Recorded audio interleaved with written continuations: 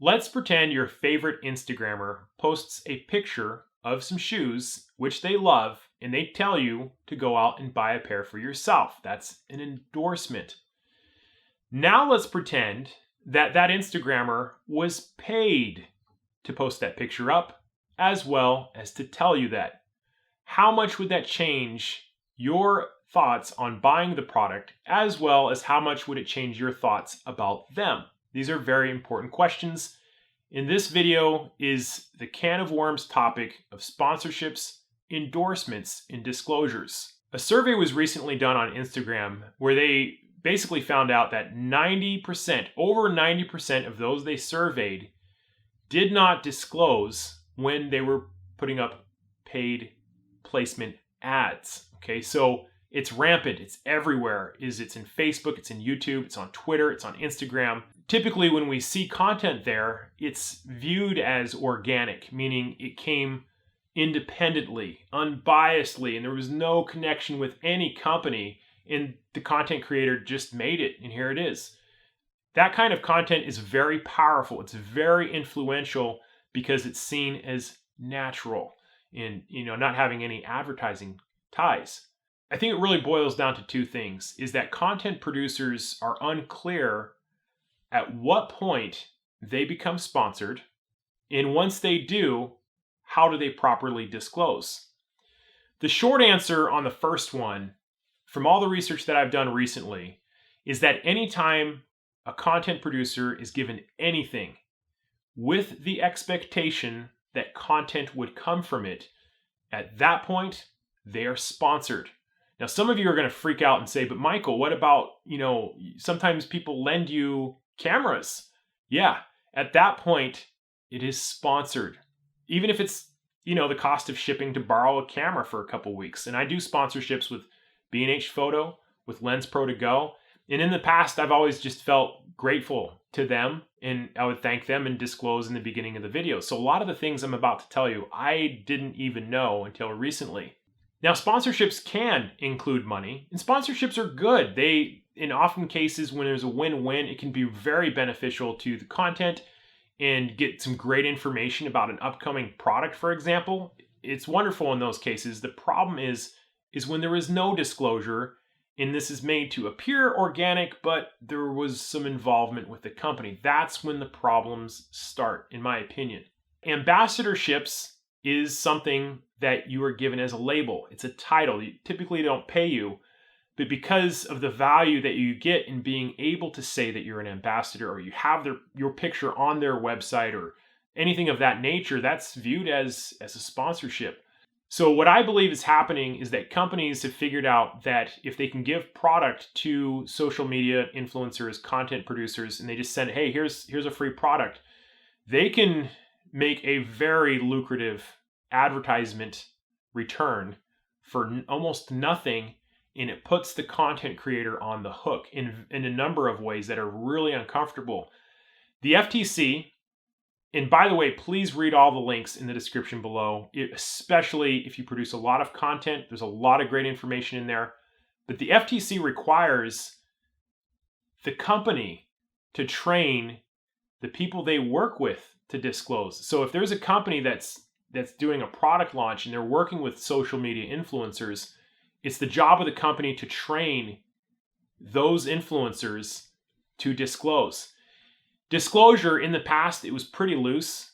You could just say, this camera was given to me, or this camera was loaned to me in order to do this review. And for the most part, that was enough. But what's happening now is that the rules are changing. It's part of the reason why I'm making this video, is I see an FTC storm coming. It's just a matter of time until they get involved. And I don't want to see good, hardworking people left hanging by companies who are trying to sell gear. That's where a lot of this is coming from. And we could wake up tomorrow and have some of our videos turned off if they're deemed to be of a nature that we didn't disclose properly. How many videos would we like to have shut off? Boom, just like that, without even knowing. I didn't know, a lot of things in terms of like affiliate links. You have to have a disclosure for affiliate links. And they're starting to get very specific about where disclosures happen. In the beginning of the video, you got to talk about it. You got to click on that link on YouTube. That's very uncomfortable, but it's only bad when we don't disclose. Okay, so if you're disclosing, you're doing great. There's no problem. Nothing's wrong. That's all the FTC requires. If you don't disclose, what's happening is not only are companies taking advantage of you financially, but they're also leaving you hanging in front of your audience because it appears that you're creating organic content when in fact that content was financed by the company. There are some things on YouTube that the FTC says absolutely not allowed.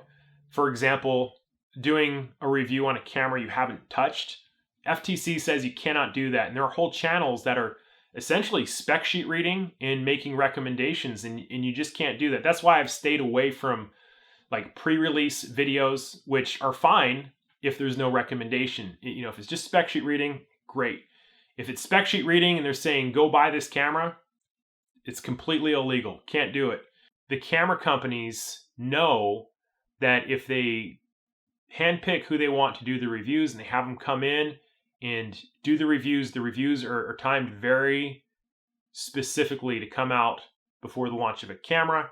And I think the influencers are being taken advantage of. I see them as victims. And if you guys don't believe me, I've done some more research on this.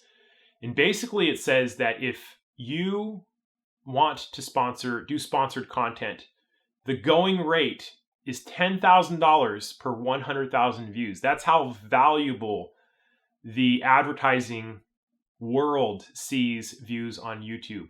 $10,000 per 100,000 views. So if somebody's creating a video that has 2 or 3 or 400,000 views, that could be worth $20, $30, or $40,000 that the company's not paying for. And some people will say, well, isn't that selling out?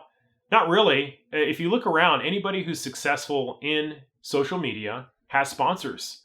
I worked with a model a couple years ago who he was getting paid 20 or 30 grand per Instagram post for one post.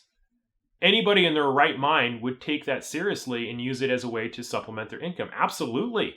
You'd be lying to yourself if you'd say, no, I wouldn't do that. The problem is when they fail to disclose and it looks like this is just organic content when in fact it was a paid advertisement. Somebody who does a great job of this is iJustine. If you guys go check her out on Instagram. And by the way, I have no affiliation with iJustine. I just went and checked her feed. She does a really good job of organic and paid product placement.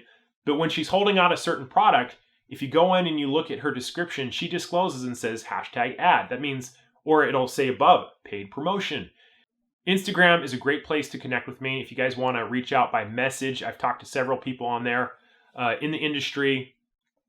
And if you guys have questions like what's going on, what is this all about, feel free to check in with me there. I do some live feeds also on Instagram every once in a while, and I'll do question and answer there.